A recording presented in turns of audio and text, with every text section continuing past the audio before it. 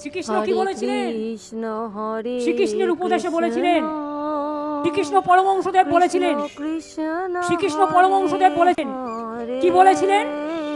ধর্ম মানে ধারণ। ধর্ম মানে কি? ধর্ম মানে মানবতা, ধর্ম মানে পবিত্রতা, ধর্ম মানে বিদ্বেষ নয়, ধর্ম মানে শান্তি। এটা বলেছিলেন শ্রীকৃষ্ণ পরমহংসদেব, যিনি গীতায় বাণী লিখেছিলেন, উপদেশ দিয়েছিলেন।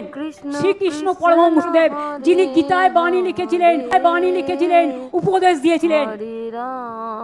যারা গীতা নিয়ে গীতাকে অপমান করেন তাদের বলি, ওরে উন্নয়নের পাঁচালীকে নিয়ে তুই ওটাকে চাচালি করছিস, যায় আসে না। কোনোদিন পড়েছো পাঁচালী? এসো মা লক্ষ্মী, বসো মা লক্ষ্মী, থাকো মা লক্ষ্মী আমার ঘরে, এসো মা লক্ষ্মী, বসো মা লক্ষ্মী, থাকো মা লক্ষ্মী আমার ঘরে। পড়েছো পাঁচালী? জয় জয় দেবী চরাচর সারে, কুজো শোভিত মুক্ত হারে, বিনা রঞ্জিত পুস্তক হস্তে, কুজো শোভিত মুখী, বসো মা লক্ষ্মী, থাকো মা লক্ষ্মী আমার ঘরে, এসো মা লক্ষ্মী, বসো মা লক্ষ্মী, থাকো মা লক্ষ্মী আমার ঘরে। কোনদিনও পড়েছো পাঁচালী?